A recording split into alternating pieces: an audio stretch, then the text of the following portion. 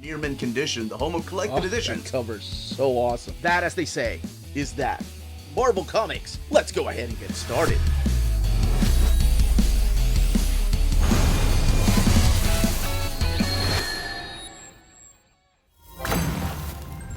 Happy Tuesday, all you minties. Uncanny Omar here from Near Mint Condition, the home of collected editions. So, today is the day that I get to go over all of these collected editions coming out from Marvel Comics this particular week. So let's go ahead and get started.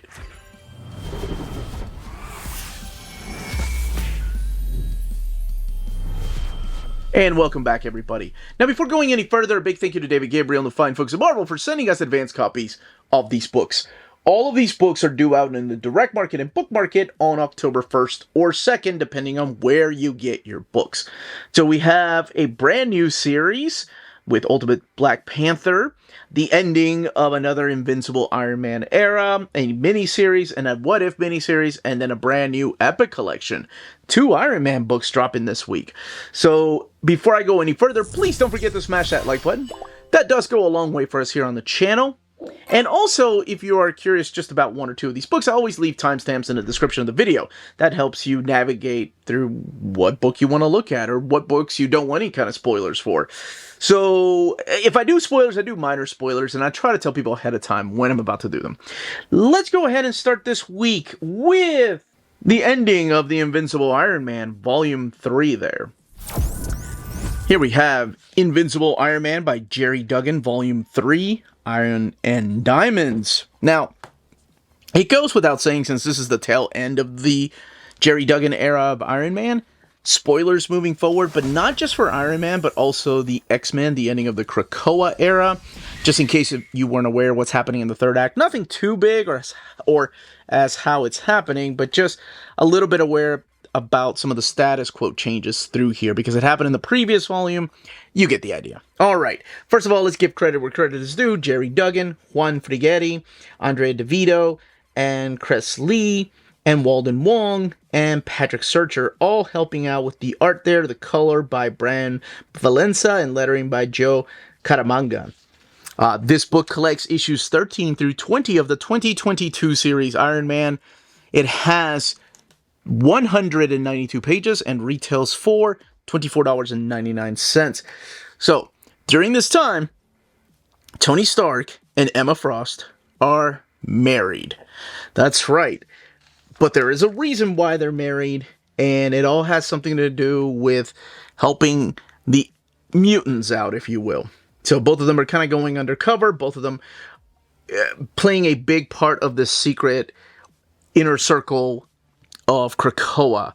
And during this time, Orchis has attacked mutant kinds during the Hellfire Gala, destroyed a lot of the X-Men, some characters died, and a lot of the mutants have gone off-world. They've gone into hiding. Now, how this is happening is all because of there's a big team-up between some of these villains, one of them primarily being the character of Fei Long, who's a character through this book, and also Mr. Sinister and a couple of other characters teaming up with Orchis to destroy mutant kind. So how they're doing this is through some Stark Sentinels. Now, Stark tried to stop production on this, however, he was too late, and Fei Long moved on with the plan. So now it's time to fight back. So in this particular collection here, we do see them fighting back, and what Tony Stark and Emma undercover go and do, they get the help of Star Fox, and they go to Game World to go and gamble to try to get money. But even with money, you still need some kind of armor to break down and to make into Sentinels to fight these other big Sentinels. Well, that's where the character of Ironheart steps in. So both her and Forge go into another world that you may be familiar with, where the Asgardians make armor and weapons. So they are indeed in Nidavellir, the home of the Smiths of Asgard. So that's how all of this is going to take place. So if you've been waiting for this big fight of how we're going to take care of these Sentinels, this is the book. It actually happens in here. Doesn't really happen in a lot of the other comics that are going on through the Fall of X. So this is robot versus robots. It's Iron Man and War Machine and Ironheart and Emma Frost versus these Stark robots, and it becomes like it feels like a big anime. Like, I really do feel like Gerry Duggan was really tapping into his inner anime child. A couple of other characters, of course, show up through here to help Tony Stark and friends to defeat Fei Long and defeat also Mr. Sinister, and of course take down the Stark Sentinels. So if you want to see big robot fights in your comic books, this is the book for you. A lot of other things happen through here I don't want to give away, but that is the primary focus on this. It is a huge clash of armor versus armor, Sentinel versus Sentinel, and of course who will end up winning and how this all ends. Now, all the way in the back, we do have variant covers here. There's also variant covers, like thumbnail covers, in between chapters. And they give credit as to who were the artists behind these particular covers. Some of them in thumbnail size, some of them in splash pages. 192 pages, $24.99, and bringing an end to that Gerry Duggan era of Iron Man. Ultimate Black Panther Volume 1, Peace and War. And this is the stories by Bryan Hill. This is what the back looks like. Now, before I even open this up and get to the main story arc, I do want to say that on the left-hand side of the opposite side of the credit page gives you a spoiler as to how this world was created, this new Ultimate world. So if you haven't read Ultimate Invasion, this will spoil what happened in Ultimate Invasion. So in order for me to talk about some of the things, without going heavy into spoilers, I do have to talk about how this particular Ultimate world was formed. So, a little spoilers for Ultimate Invasion. Okay, you ready? Here we go. So over here you get a little bit as to the information how this particular world was formed, and it's all made by the maker. That's right. Ultimate Reed Richards from the original Ultimate Universe has just restarted this world where there's no superheroes. But, you know, plans always fall apart. So Bryan Hill, Stefano Caselli, and Carlos Nieto are the main creators behind this. Color art by David Curiel and Corey Petit doing the lettering here. And it's good to see Stefano Caselli on internal artwork, too. I've always been a fan of his art. Sometimes you have the variant covers on the opposite page of the standard edition covers. So this all takes place in the world of Wakanda, but we start off in West Africa, where a village is being invaded by a group of Khonshu and Ra forces, and they are known as the Moon Knight. So in this Ultimate Universe, there is no Mark Spector, there's no Moon Knight. It's just a force of evil known as the Moon Knight Force. And it's all led by Khonshu and Ra. And Khonshu and Ra, some people could think that they're gods, but in here, in actuality, what they are just two secret agents of the Maker. He left behind this evil circle of evil beings. And, well, I guess that's redundant, huh? Evil circle of evil beings. A secret circle, there we go, of evil beings. And he puts them all in charge. And they're the ones in charge of Africa. So they're wiping out anybody that doesn't believe in them or want to follow them. So now it's up to T'Challa, who has heard about these attacks, to make a counterattack. However, he decides not to and takes counsel. So this collects the first 4 issues of Ultimate Black Panther. It has 152 pages and retails for $19.99.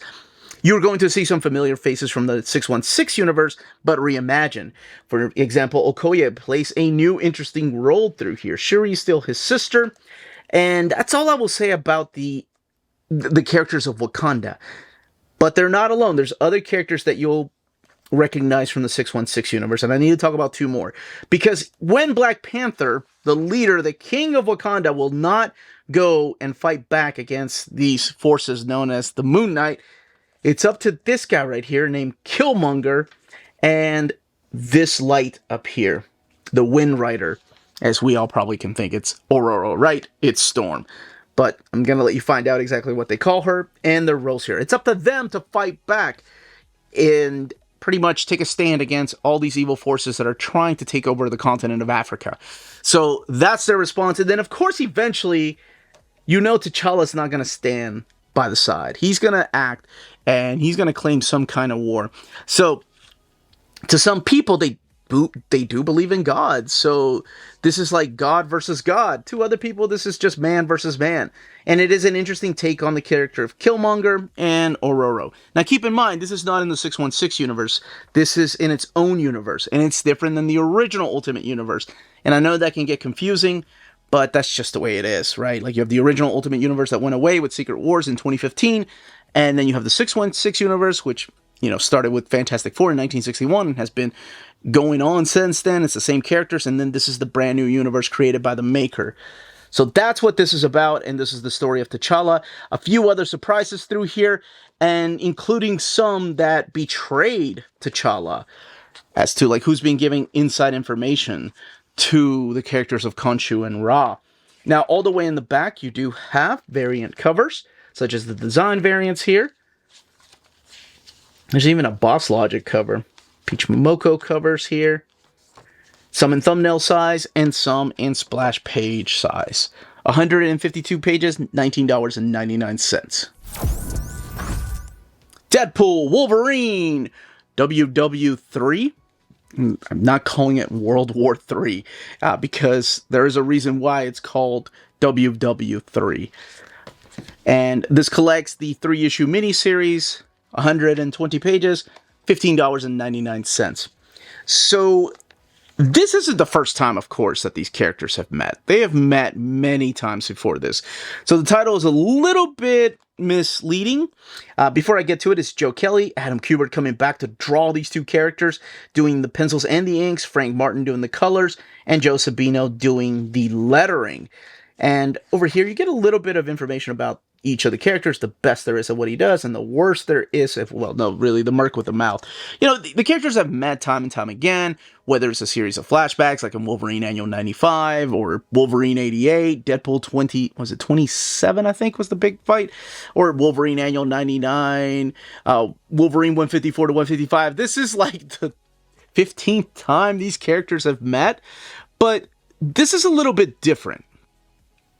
Because what happens through here, it starts off with Wolverine having this dream. By the way, this feels very 90s. Like, there's a lot of landscape artwork like this. You're going to be flipping the book like this to this. It starts off with Wolverine having a dream about what being a man is, and what legacy is, and waking up on a flight to Vancouver to go and help out an old friend. This is Wolverine. He has friends everywhere. So why this character has called in Wolverine, by the way, and this is a new character. She's called him in because she's a police officer, and she's having problems with superpower villains, one in particular. And he's wondering to himself, why don't you call in Alpha Flight? Well, that's because this particular villain is toying with his dead bodies, and she just finds that it's too messed up. So she calls in the best there is at what he does, and she knows that he will take care of it no matter what. Now, this is also when Wolverine runs into Deadpool, who's already fighting this guy. Both of them tear this dude apart, like literally ripping him to shreds. And eventually this leads into this almost like cat and mouse type of game, because after they team up to take this particular character down, Wolverine ends up heading to Deadpool's rental and ends up like finding a burner phone.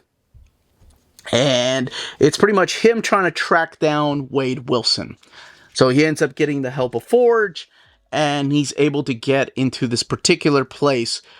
He finds a hotel rental under his name, like some kind of pseudonym, and enters this hotel room where it's filled with like Deadpool-themed furniture, and we get to meet some new characters, including the character of Delta. So why I said this is a little bit different is because Wolverine, he's the same as he always has been. But Deadpool is so different because Deadpool is being remade. He wants to be a better person, wants to have like the healing factors of Wolverine while still having his badass instincts. And that's why this is called WW3. In the first issue, you find out it's because it's Wade Wilson. This is his third act.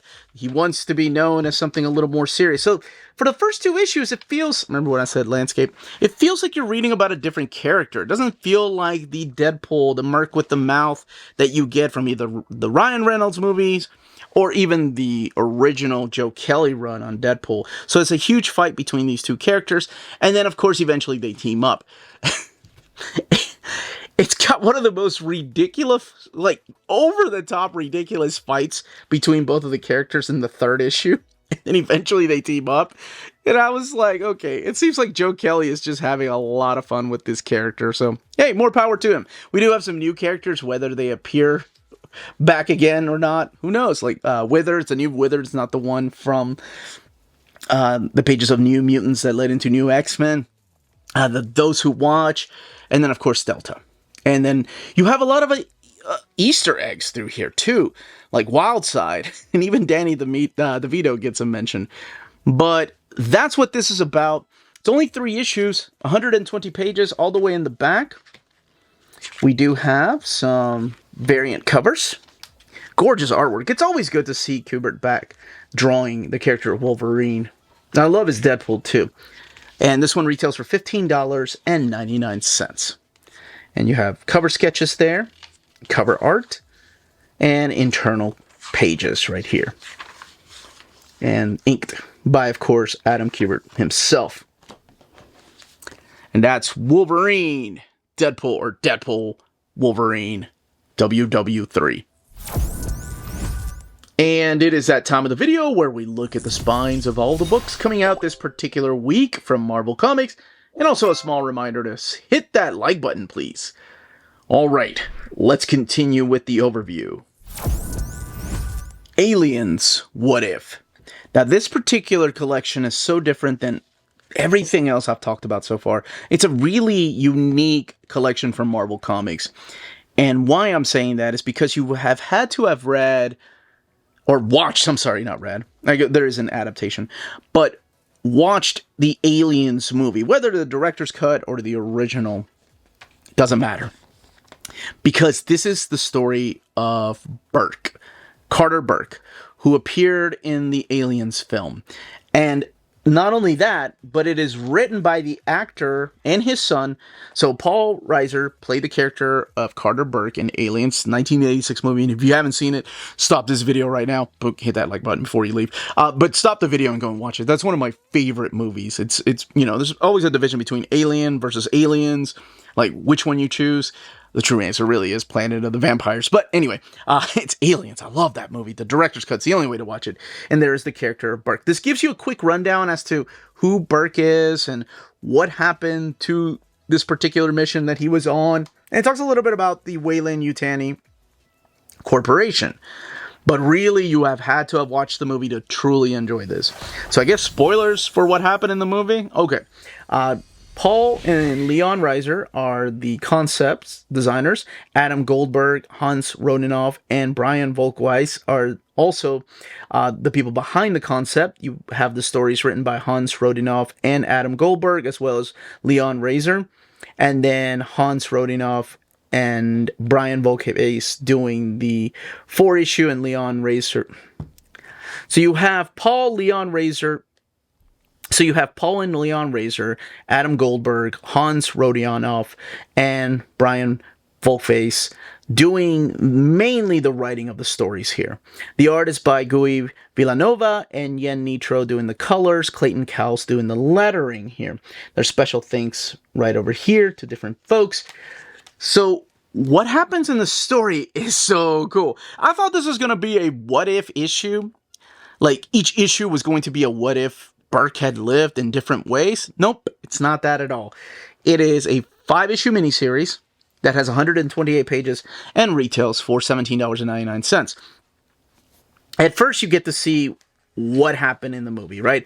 Burke trying to take back the Xenomorph through Ripley and Newt. If you've seen the movie, you know when that takes place. And then, of course, the Marines, deciding what to do with him, including, like, the decision to, let's go ahead and kill him. He betrayed us. He was going to kill all of us just to get his gritty hands on the Xenomorph to take back to the corporation so he can move up the ladder. Well, we see the events play out. We see the Marines fighting back against the Xenomorphs after the automatic machine guns they ran out of bullets. So we see the scene where Burke escapes, locking Ripley out of the room. And then, of course, the Xenomorph drooling acid out of its mouth and attacking him. And in the movie, you think, okay, he's dead. But what ends up happening in the comic book version, or what could happen in any kind of story, really, is he lived. He was actually put there in a cocoon state, and then, of course, the face hugger was going to come after him and impregnate him with the xenomorph. However, this scene right here between Gorman, oh my gosh, it's so awesome.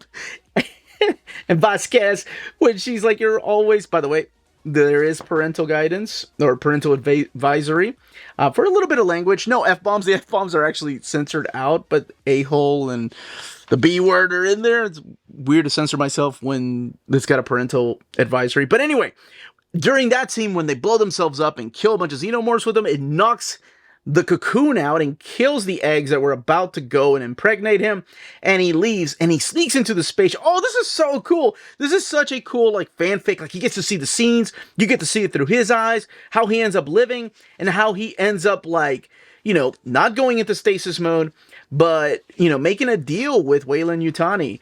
And then what happens 35 years later, where he's sent off into this particular asteroid, because this is the way the company pays it forward to him. And you see the relationship between him and his daughter. What is her name? Bree, I think it's her name. Yeah, Bree. And then him just, you know, wanting something else back. He wants somebody named Zoe back. And what he's willing to do to get her back, trying to make business deals with Weyland-Yutani to this day. And Weyland-Yutani, you know, they never have any deals with anybody. They're always going to betray people. They're going to backstab people. So that's what this is about. This is the story of Burke just manipulating people, including his own family. And this, by the way, is a synthetic being that he met, going on a special mission, and then still trying to deal with these xenomorphs that are out there, because he feels like that is the answer to everything. If he can control that, he can own Weyland-Yutani. So in this asteroid, millions of miles away, he's still trying to be this little weasel, if you will, which is what Ripley calls him. But this is my pick of the week. This was so awesome, especially since it's Aliens, right? You have had to have watched the movie Aliens to truly, truly enjoy this.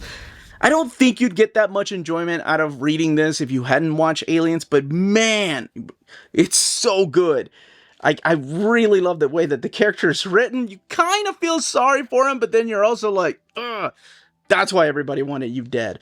We get to introduce new characters who will play a big part through here, including some of his family members, and him, of course, manipulating his way out of all these horrible circumstances.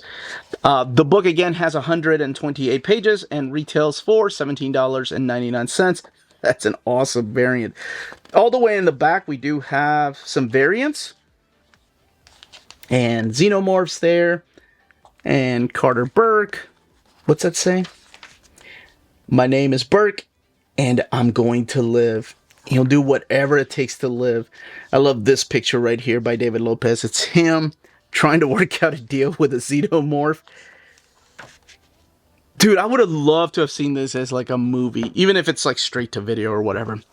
But that is What If Aliens. Iron Man Epic Collection, Volume 22, just $19.96. Usually it's 2 years. Age of Innocence. So this is the brand new Marvel Epic Collection, and it is the brand new Iron Man Epic Collection from 1996, my senior year in high school, and I remember these stories fondly because we are kicking it off with The Crossing. Okay, so first let's give credit where credit is due. You have Dan Abnett, Bob Harris, Terry Cavana, Mark Waid, Peter Sanderson, James Felder, and Scott Lobdell, Jim Chung, Hector Colasso, and Mike Deodato Jr. taking the top billing for the artwork there. As far as the pencil, Scott Koblish and Mark McKenna, Tom Palmer, just to name a few of the inkers, Erica Morin, Michael Thomas, and Joe Rosas, some of the coloring, and then the lettering by John Costanza, Phil Felix, and Bill Oakley. Now, this book collects Iron Man 325 to 332, War Machine number 23, Avengers Time Slide number 1, Avengers 395 to 396, Age of Innocence, The Rebirth of Iron Man number 1, Onslaught Marvel Universe number 1, Iron Man The Legend number 1. The book has 488 pages and retails for $44.99.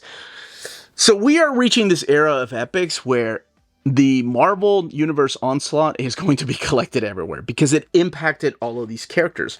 This is also the end of the era of Iron Man. After this is the Heroes Reborn era, then the Kurt Busiek Heroes Return era.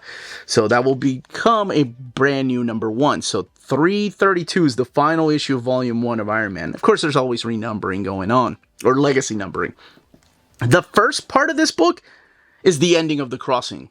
And it's that big crossover between Force Works and War Machine and the Avengers and, of course, Iron Man. And there's been a huge betrayal. So I guess in order to talk about what is the Age of Innocence, I do have to give a little bit away as to what is going on in The Crossing, just in case you're not aware. So minor spoilers about The Crossing. Not like the ending, but like the twist as to who the villain is behind The Crossing and who betrayed the Avengers. All right. So what is happening here is that in the pages of the Avengers, it is revealed. This is Avengers Time Slide, by the way. This had a chromium cover, and it's kind of like the Omega to the Crossing, that is the Alpha. It is revealed that the villain behind manipulating Tony Stark is Kang the Conqueror. Now he comes with his 2 sons, Tobias and Malachi, and they are coming to kill Avengers. A few Avengers have died, some at the hand of Tony Stark. So Tony Stark has turned evil. Why, though? Well, you can find out by reading this book how he turned evil. So the Avengers decide, wait, there is hope. We're going to go back to the past to bring back a young Tony Stark and show old Tony Stark his ways were wrong. Does that plot sound familiar? Yeah, sure, it's tropey as hell. Hell, even Bendis used it in the all-new X-Men. We're gonna show the old Cyclops just how pure and innocent we were by going to the past. Same thing, I swear. It's the exact same story. For some reason, this gets a lot of hate. Yeah, anyway, I'm actually a fan of this particular era. I don't know why. A lot of people aren't, and rightly so. There's a lot of Easter eggs in this Time Slide issue, like some of the Fantastic Four, Peter Parker, his Aunt May, Daredevil. And what they do is they run into a young Tony Stark, and, you know, he's like, yeah, I'm game. Let's go. Let's hit it. Let's go to the future and save my old self from becoming a jerk. And that's what the plan is. So Iron Man versus Iron Man is what ends up happening. Now, Tony ends up injuring young Iron Man, Tony Stark. That is the Wasp during her Crossing era because she was in a cocoon. And when he injures him, now, young Iron Man has to be in a life support system, which puts him inside of a suit. So there is a huge final fight between the Avengers and Kang and Iron Man. And after saving the life of young Tony Stark, he becomes the new Iron Man. And he's here to stay in present day, because we need the comic book to keep going. So the very first thing right out of a crossover is First Sign, which is a crossover. It's a crossover with the Avengers, and it's a crossover with Captain America and Thor. However, this is really interesting, is that only the Iron Man part of First Sign and the Avengers part of First Sign are collected here. Not Captain America, nor Thor. So those are not part of this, and not even a recap as to what happened in that particular story. So a lot of artwork here by a young, up-and-coming artist named Jim Chung. A lot of character designs by a young Joe Madureira. And it is a new Tony Stark living in present day, trying to make his own, if you will. Against classic characters, this design right here, which looks like what are they called? Oh gosh, it was the fight against the X-Men. Man, is it Mandroids? I think, anyway, it kind of reminds me of the Mandroids designs that have been around in the Marvel Universe for years. But again, designed by Joe Madureira, and fighting old characters like Jack Frost, but not just Jack Frost. Eventually, he'll be fighting characters like the Unicorn and Sunstreak, Joust, and Brass, just to name a few of the characters that appear through here. War Machine has a new armor, and that comes from an alien, and his comic is about to come to an end. And again, the stuff that's collected in here has been collected before in the Avengers The Crossing Omnibus. It's been collected in the First Sign trade paperback, and then, of course, some of the stuff in the Onslaught collections. So speaking of Onslaught, issue 332 in here, the final issue, is the fight against the Sentinels. But it's not just Tony Stark alone. it is with the Avengers trying to take down the Sentinels, Onslaught Sentinels. And then, of course, we know that this comes to an end in the Marvel Universe, or Onslaught Marvel Universe, where these characters end up going away to Rob Liefeld and Jim Lee for a year. And you can find out by reading the Onslaught one-shot. Now, the legend is also collected here. This kind of gives you a quick rundown as to the history of Iron Man and what happened in like some of these particular issues. Not every issue, but you know what is important, first appearances, and then of course going through the different armors. I loved collections like this. They did a Captain America the Legend, Fantastic Four the Legend, and a Thor the Legend. Some of his biggest arch nemesis, and of course the many loves of Tony Stark. And then as far as the extras in the back, some of the Marvel Vision articles, the house ads, this is the first sign, and then the trade paperback of Avengers Iron Man first sign, and then your Epic Collection list, which is huge now. 488 pages, $44.99. That, as they say, is that.